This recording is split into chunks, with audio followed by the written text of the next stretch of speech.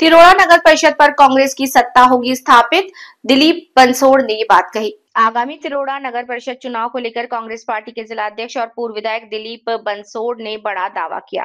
उन्होंने कहा कि इस बार तिरोड़ा नगर परिषद में कांग्रेस पार्टी के सदस्य भारी संख्या में चुनकर आएंगे और कांग्रेस की सत्ता स्थापित होगी। कांग्रेस पार्टी के जिला अध्यक्ष और पूर्व विधायक दिलीप बंसोड़ ने आगामी तिरोड़ा नगर परिषद चुनाव को लेकर आत्मविश्वास व्यक्त किया। उन्होंने कहा कि कांग्रेस पार्टी चुनाव में नए चेहरे को मौका देगी। बंसोड़ ने दावा किया कि तिरोड़ा नगर परिषद पर कांग्रेस के ही नगर परिषद सदस्य चुनकर आएंगे। अपने दावे के पक्ष में तर्क देते हुए उन्होंने कहा कि तिरोड़ा नगर परिषद को सरकार की ओर से करोड़ों रुपए का फंड मिलने के बावजूद शहर का विकास नहीं हुआ। नागरिकों में इस बात को लेकर भी काफी नाराजगी है। साथ ही उन्होंने नगर परिषद में बड़े पैमाने पर भ्रष्टाचार होने का आरोप भी लगाया। दिलीप बंसोड़ के मुताबिक नागरिक इस निराशा और भ्रष्टाचार के कारण मौजूदा सत्ताधारियों के खिलाफ हैं। इसका सीधा फायदा कांग्रेस को मिलेगा। उन्होंने कहा कि भ्रष्टाचार के कारण तिरोड़ा नगर परिषद पर कांग्रेस के ही ज्यादा नगर परिषद सदस्य चुनकर आएंगे और कांग्रेस की ही सत्ता स्थापित होगी। अब देखना ये होगा कि दिलीप बंसोड़ का ये दावा आगामी नगर परिषद चुनाव में कितना सही साबित होता है और क्या कांग्रेस पार्टी तिरोड़ा नगर परिषद में अपनी सत्ता स्थापित कर पाती है।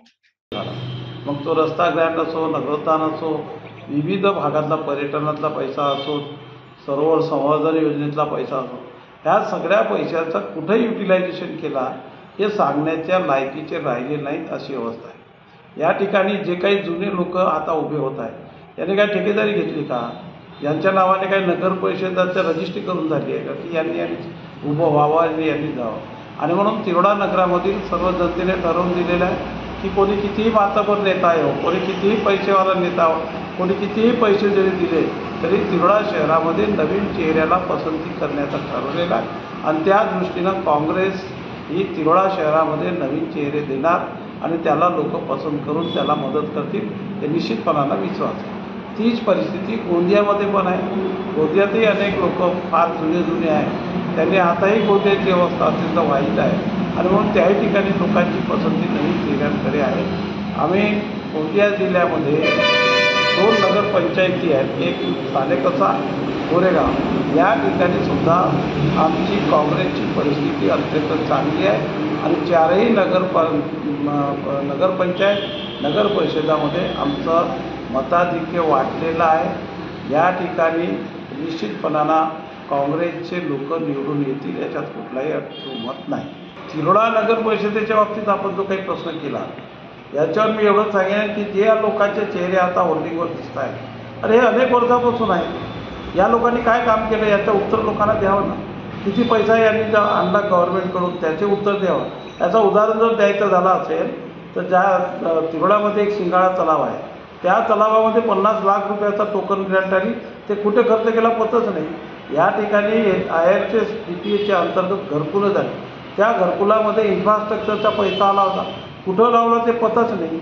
या ठिकाणी रस्ते जर पाहिलं असाल तुम्ही सगळे तोडून ठेवून दिलेलं आहे, त्याच्यावर 3-3, 4-4 वेळेमध्ये कामं झालेली आहेत। काही कामं तर असे आम्ही ऐकलेले आहोत, त्याच्या आता आमच्याकडे पुरावे आहेत, आम्ही नंतर निवडणुकीमध्ये सांगू। काही रस्ते तर असे फक्त कागदावर केला आणि पैसे उचलून घेऊन गेला। अशाच पद्धतीचे लोक पुन्हा पुन्हा उभे होतात। त्यांचं मकसद काय, यांची भूमिका काय आहे, यांनी काय ठेके घेतले का, यांनीच का उभे व्हावे आणि लोकांच्या समोर नगर परिषदेमध्ये निवडून द्या म्हणण्याच्यासाठी कशासाठी द्यावं? याच्या मागचा उद्देश असा आहे, या जुन्या लोकांना आपली संपत्ती वाढवायची आहे, संपत्ती मोठ्या प्रमाणात करायची आहे। नगर परिषदेमध्ये लोकांचं काय होईल त्याचे विचार करण्याची गरज नाही। आपण निवडून आलं पाहिजे आणि पैसा जमा केला पाहिजे, हे भूमिका स्पष्ट दिसून येते। मला एवढंच सांगेन की येणाऱ्या काळामध्ये ज्या दिवशी हा प्रोग्राम जाहीर होईल त्या दिवशी आम्ही आमचे उमेदवार जाहीर करू, तेव्हा तिरोडा शहरातील जेवढे बांधव आहेत, मतदार बंधू आणि भगिनी आहेत, हे सगळ्या लोकांनी ठरवून दिलेलं आहे येणाऱ्या काळात काँग्रेसच्या बाजूनं जनाधार द्यायचा आणि काँग्रेसची सत्ता तिरोडा शहरामध्ये नगर परिषदेवर आणावी, हे भूमिका घेतलेली आहे। ते निश्चितपणानं चित्र निवडणुकीत दिसेल।